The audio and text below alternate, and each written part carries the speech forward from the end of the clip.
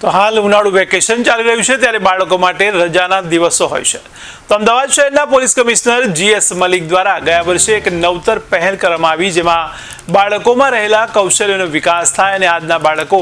જે મોબાઈલને જ પોતાનું સર્વસ્વ બનાવ્યું છે તેને ત્યજી તેમનામાં રહેલી આવડતને બહાર લાવવા પોલીસ પરિવારના બાળકો માટે સમર કેમ્પનું આયોજન શરૂ કર્યું હતું. ત્યારે આ વર્ષે પણ બાળકોએ સમર કેમ્પમાં ઉત્સાહપૂર્વક ભાગ લીધો, જેની મુલાકાત રાજ્યના ગૃહમંત્રી હર્ષ સંઘવી દ્વારા કરવામાં આવી હતી. ત્યારે અમદાવાદ શાહીબાગ ખાતે આવેલ માધુપુરા પોલીસ લાઇન ખાતે હર્ષ સંઘવી પહોંચ્યા હતા, જ્યાં મોબાઈલને ભૂલી બાળકો દ્વારા બનાવેલ સુંદર ક્રાફ્ટ્સ, વિવિધ રમતો જેમ કે ચેસ અને વિવિધ વાજિંત્રો દ્વારા સંગીત શીખતા બાળકો સાથે આનંદમય મુલાકાત કરી હતી.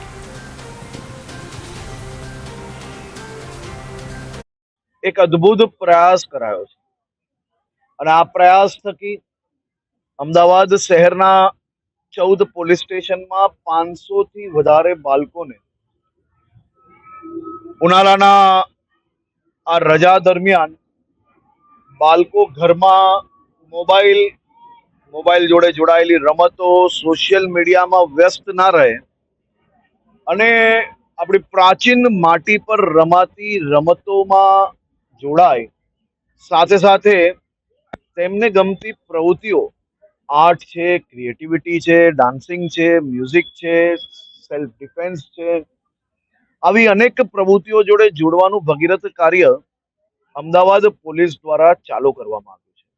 હું અમદાવાદ શહેર પોલીસ કમિશનર શ્રી જીએસ મલિકજી અને એમની આખી અમદાવાદ શહેરની ટીમને ખૂબ ખૂબ અભિનંદન આપું છું. મેં જોયું કે બાળકો આ સમર કેમ્પ જોડે ખૂબ જ ઉત્સાહપૂર્વક જોડાયા છે.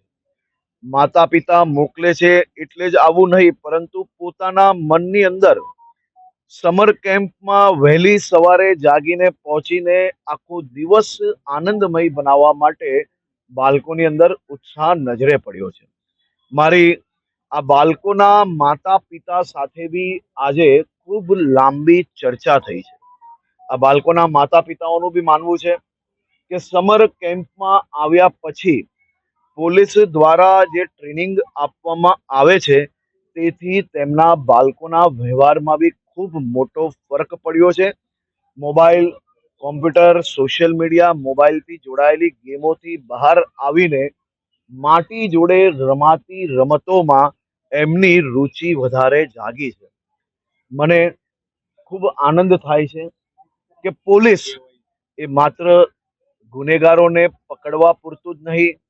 લો એન્ડ ઓર્ડરની વ્યવસ્થા કરવા પૂરતું જ નહીં, પોલીસે એક પગલું આગળ ભરીને માનવ જીવનમાં, બાળકોમાં ખાસ કરીને એમના જીવન જીવવાની જે રીત છે એની અંદર જે બદલાવ લાવવાનો જે પ્રયાસ કર્યો છે અને જે સફળતા પ્રાપ્ત કરી છે તે બદલ હું અમદાવાદ શહેર પોલીસ કમિશનર જીએસ મલિકજી અને એમની આખી ટીમને ફરી એકવાર ખૂબ ખૂબ અભિનંદન